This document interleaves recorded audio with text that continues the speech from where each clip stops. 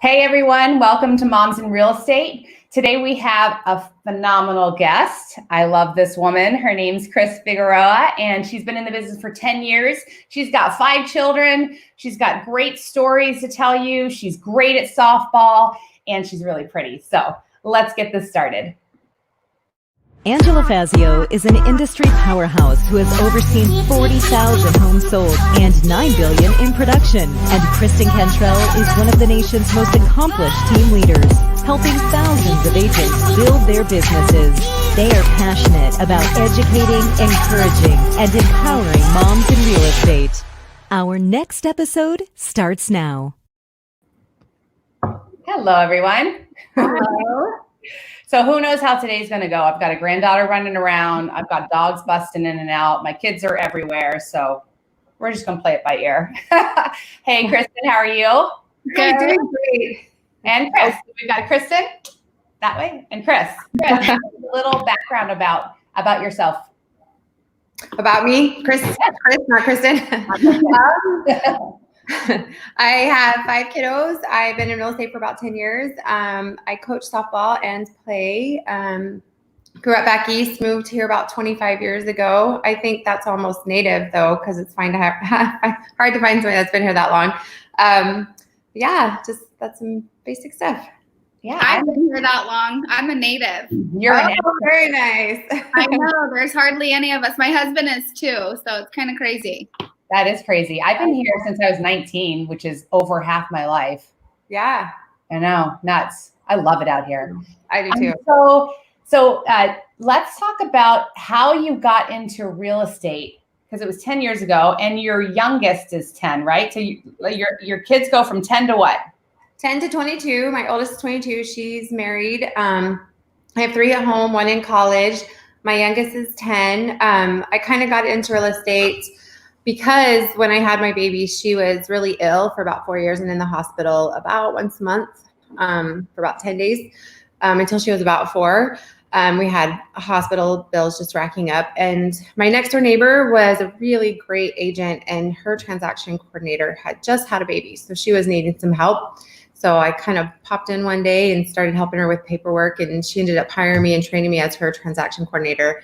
And it just kind of took off from there. I love it. I love the paperwork part of it. And I actually think that's the best way to get into real estate. I learned all the back end of it and everything about it and all the, docs and forms and all that kind of stuff. And so shortly after that, I got my license and just kind of went from there. Yeah, that's awesome. You've done really well for yourself as well. Yes. Yeah, it's fun. I love this story because I feel like so many women are in that exact situation where they have a little baby at home and they want to do real estate, but they can't really get out too much. And TC work is such a great opportunity for a new mom to get their foot into real estate. It is. It's such a great thing. You can do it from everywhere. It's most of it's online. There's a couple of times where I had to go, pick up packages or contracts to scan them or whatever, but that wasn't very often. But yeah, it's a great way to learn the industry and get into it, get your foot in the door, be at home, be able to take care of your kiddos. It is a great way to get into it. How quick did you realize you wanted to go into production and not do the paperwork part of it? Fairly quickly, probably about 6 months or so. I had my license. Yeah. So it was more of it also where she was like, hey, get your license so you can go show these houses. And we ended up kind of being like a little team there at first. And then I ended up breaking off and going with another agent in her brokerage and helping him start his brokerage. Mm-hmm. So yeah, it was fairly quickly. But again, that's the great thing about real estate. You can totally manipulate your schedule to what you need it to be. 2 things about that. First of all, I know there are tons of agents in the business that have been in the business for years and years that probably haven't even ever read the contract. That's how pathetic. That's so true. It's so true. Like you could read it over and over and over and over. That's what makes some people. Sorry. I told you I have a kid walk by. It's okay. Angela's golden doodle that's bigger than her is going to show up soon. I know. He's right here wondering what's going on. I think he's hiding from Charlotte, to be honest. You want to come up here? Do you want to show everyone yourself? Want to come up here? No? Okay. He will. He's hiding from Charlotte because Charlotte runs after him with the brush. Say, brush. So that's one thing. And then I think I just love this industry so much because honestly, it doesn't matter your personality style as long as you have one, and you care about people, that you can enter in so many different ways and reinvent yourself because you've been TC, you've been an agent, you have been on a team, you run a brokerage. So there's so many ways to reinvent yourself in this business, which is why it can be such a rewarding career. So true. And I love that. And that's the one thing that I love about real estate. You almost have to reinvent yourself all the time. It's like always changing and to kind of keep up with things, that's what I like growth. I like to learn. I like to always be changing. And that's kind of another reason I got into being a broker, and I love teaching, and I want agents to be able to do the contract right.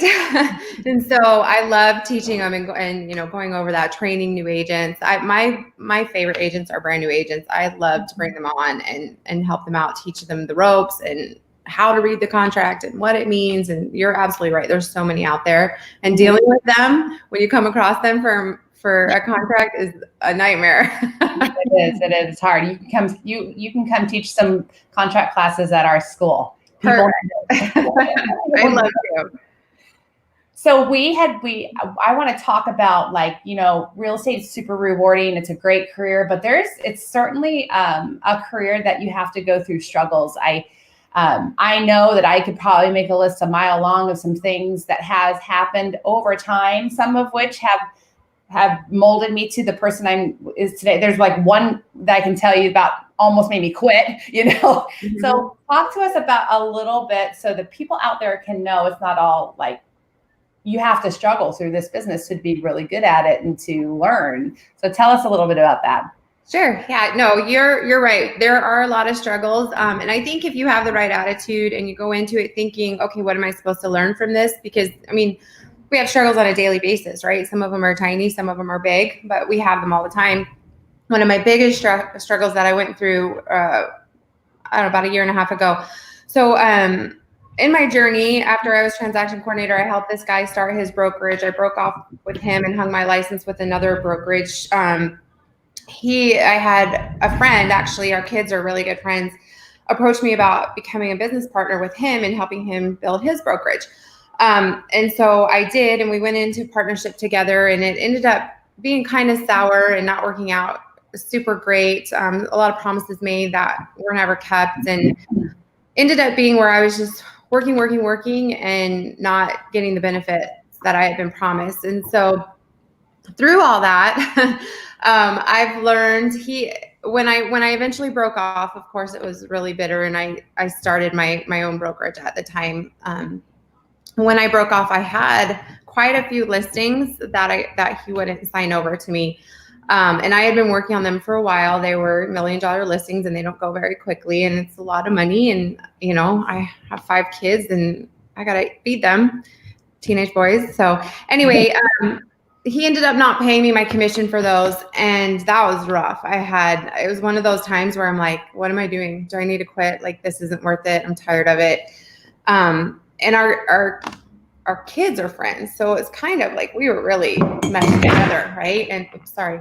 And so it was one of those things where I had to really dig deep and find out who I was and what I wanted to be able to get through this. And the biggest lesson I learned from all of this is money is just money, and it comes and it goes. And that was hard, right? That was a lot of money that I lost, but I also think that it taught me that there is a lot more important things. And I've never really been driven by money. I've always been driven by the service aspect of real estate. I love when my clients find the house and just the looks on their faces, especially the first time buyers. But the biggest thing that I learned from that is you just have to let some things go. And if it's a lot of money, then it's a lot of money, and you can work hard and get it back later. And so I just took away for I'm sure there were many lessons that I was learning in all that, but yeah, just you got to keep plugging away and work hard and not let those things just really bring you down. And I can't let his actions determine my future. So and my happiness, right? Only I can make me happy. And so it took me a little while. It took me a few months, actually, probably 9 or 10 or 11, maybe 12, trying to get over that. But I'm in a good place now with it. And I took my lessons and I apply them, and you just got to keep plugging away. Yeah.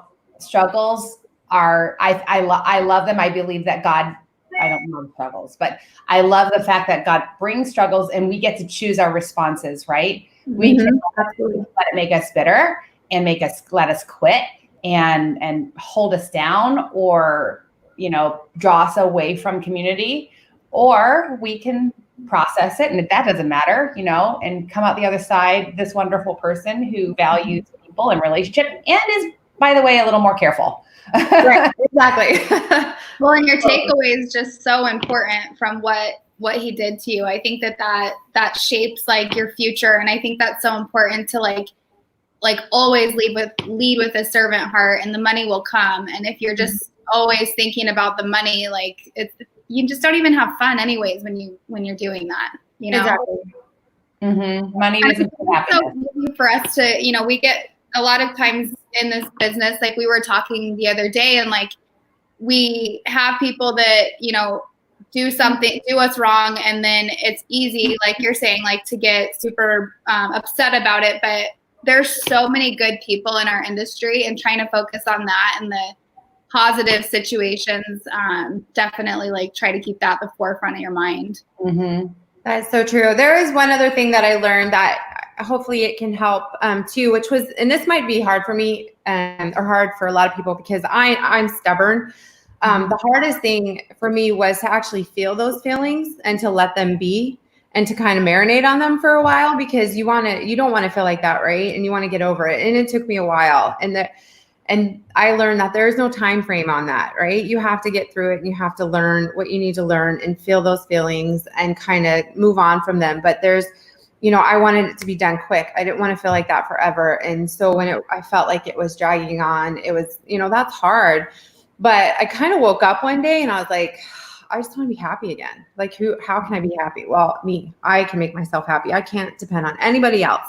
And so you have to process through all of them, and you can't shove them down, and you have to actually feel it. And if that takes a little bit of time, it takes a little bit of time. So yeah, that's so true. One of the things that I think you either said or wrote on your questionnaire is about, we want it now. Like we want to be able to set our mind on something, and I'm a doer and I'm a driver. And there have been, just like you were just describing, you made me think of a situation where I thought I was over something. Then all of a sudden I'll sneak back up on me. I'm like, why am I still letting that bother me? Like, why can't I just will it away instead of going, well, it's just something that takes time. And for an impatient person like me, that is hard.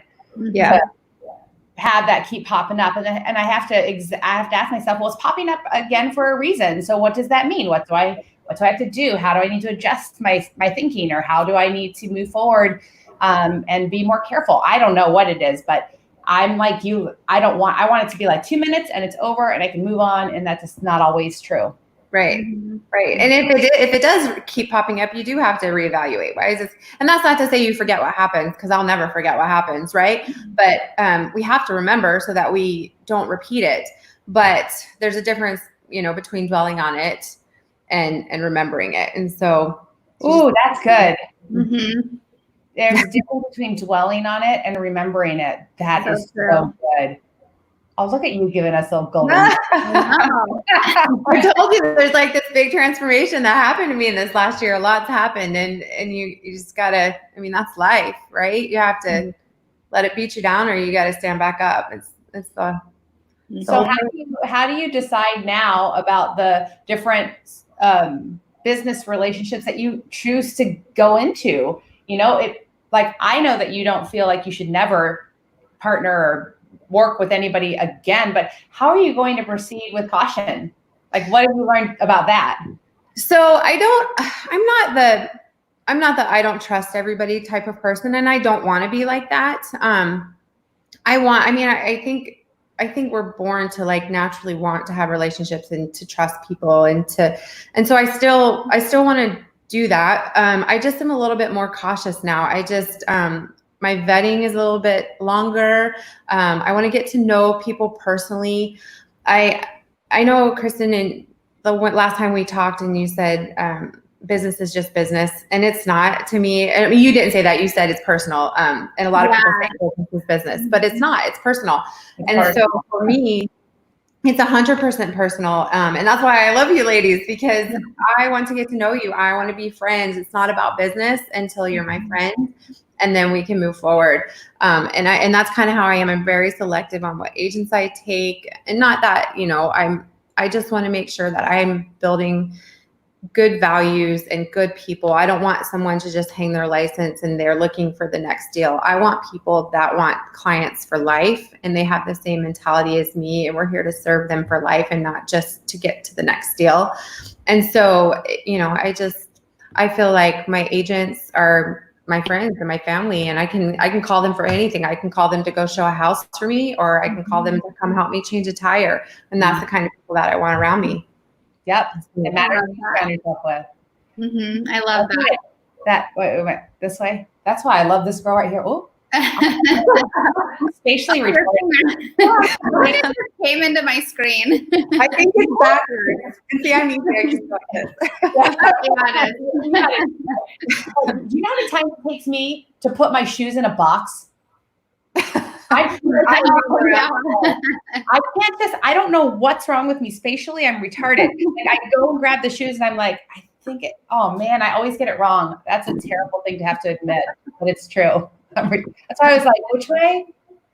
Down, okay. I can do down. What was that? Squirrel. I didn't sleep so well last night. Obviously. So you are also extremely competitive, which I think helps in real estate. I don't know.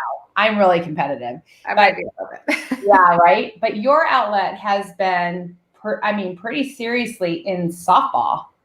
I do. I love softball. So I started playing when I was 3, and I remember my parents signed me up. Obviously, I didn't wake up one day and be like, Mom, I want to play softball. My mom signed me up. And I remember I was so little that we would roll the ball to first base. Like if we caught it, we would roll it. We didn't even throw it. And so that's how long ago it was. So I've been playing softball my whole life. I played all through high school, all through college. I played co-ed all through having my kiddos and stuff. And now I coach. I was coaching the high school out here. This was my last season. It was so sad because of COVID. I missed most of it. I think we only played like 4 games, but I've coached a club team, and currently right now I'm coaching my daughter's little league team. So it's a great outlet for me. When I'm on the field, I don't have my phone. I take off my Apple Watch like for an hour and a half, 2 hours. It's just me and the girls. And I just love it because it gives me a break. My mind's only thinking about what's going on in the game. And it's a big outlet for me. I love it. Yeah, I think that's a mistake that some moms in real estate or in just life in general, they don't give themselves any outlets. Mm-hmm. They think they have to be all things to all people, all things to all your kids. And that's a really good lesson for people to learn if you're trying to do everything. I mean, we all get like that sometimes. I know, Kristen, you and I have talked about that quite a bit. About all the time. Yeah. You've got to have something for yourself, and you've got to have something that gives you some peace and some joy and a little bit of a different focus. I won't say the word balance because it doesn't exist. There's a mom that was on Moms in Real Estate probably a month ago. Her name's Mandy from New York, and she literally said the same exact thing you said. She played soccer, I think, and she would say, like, when I'd be on the field, like playing soccer, and like my mind was in that this sick feeling she had in her stomach of just a ball of stress would be like the only time it was gone. And yeah, she did. She was really, really, really serious about soccer, like super good, like you were in softball. Mm-hmm. Yeah, that's another thing that kind of came out of this past year. Because one of those people, Mom, do this, or Chris, can you do this? And everyone calls me and I'm like, yes, yes, yes, yes, always. Yeah. Right. And so I've learned to say no now, finally. At my age, I'm finally saying no sometimes. And I might have taken softball a little bit to the extreme. When I'm coaching 3 teams and I have no time, that might have been a little much. And so that's why I let high school and club go. And now I'm just doing little league, and that's with my daughter. So it's quality time with her as well. But yeah, you definitely need an outlet. And I don't think I had that before. And I look at it totally different now. So softball time is kind of me time. And before it was like, oh, I got to go coach. Oh, I got to go take care of these girls. And so really in the past year, I've literally just been kind of focusing on me and what I need so that I can be in a good place. And, you've heard the saying, you can't pour from an empty cup. And that was me for a while. So you just have to take the time for you to fill up your cup, because you can't help anybody else if you're not. That's the truth. Oh my gosh, that's so true. God, you had a lot of good golden nuggets today. Well, we also the 3 of us tend to be extremists, a little bit of extremists. I know just in our conversations. So when we do something, we don't ever kind of just put our toe in. We kind of go all in. And that can be really good in lots of ways, but it also can create this stress. Like softball is supposed to be an outlet. It's not supposed to turn into one of the stressors, right? Yeah, right. Exactly. Yep. As long as you recognize it, though. It took me a while. For whatever reason, things are taking me a while to figure out. But yeah, as long as you recognize it, yes, absolutely. But I'm like you. I'm all in or I'm all out, and that is really good in a lot of ways. But it's also really bad. Yep. One of the things I say a lot that Dave Ramsey said and taught me and my husband is, you have to say no to some really, really good things so that you can say yes to great things. Yes. And that was a real lesson for us, right? And so now we're much more comfortable with no being a fully complete sentence. No. Not because it's not good. It's just, it's not great for us at the moment or whatever. Yeah, I love that. That's funny you said that. I was talking to my daughter the other day, and she kept saying, blah, blah, blah, but. And I'm like, you can't say but. Every time you say but, you negate everything you just said. So just say it and be done, period. So no, period. There's no but. That's right. Because usually that turns into an excuse. Oh my God, don't get me started with that. Anytime one of our kids says something that's a victim whiny baby comment, we are like, don't be a victim. We're a little bit harsh that way. No, I'm the same way. I always tell my kids, be a problem solver, not a problem maker. Yeah. So I don't think there's anything wrong with taking a while to figure certain things out, because sometimes the best and most long-lasting, meaningful life lessons take us a while to figure out. So don't criticize yourself for that. That is something that will stick, because you get to the end of it and you're like, why'd that take me so long? I'm never going back there. Right. Yeah. Well, and the best things do take a little bit of time, right? And that was another thing I had to work through. I had to make it what it is or what I am now. I have to take the time to do it. So, yeah. Well, I want to thank you so much for sharing so many personal things during our time today, because I just know for a fact that women need to hear these things. We are in process. We are learning. We're not all perfect, right? And I hate when I see all the fake stuff out there making people just pretend like everything's so great and so perfect and so put together and you've got it all figured out. It's just not true. And I'm so grateful that you were vulnerable enough to help us see that there's lots of us out there that are just trying to figure shit out. Yes, we're all, especially this year. Right. All right. Struggle. So any last words of advice or last little nuggets anybody wants to throw in before we let everyone go? I don't know. Just be you. That's so important. Don't let anyone else shape you except for you. And if it's hard, it's hard. Let it be hard. And when it's good, just value the good. I think that we as women try to be everything to everyone, and we kind of lose ourselves a lot. And so just always come back to you. I agree. All right, chickies. Thank you so much for today. Enjoy your time with your vacation in Florida. And Thank you. All right. Thank you so much. Bye. Bye.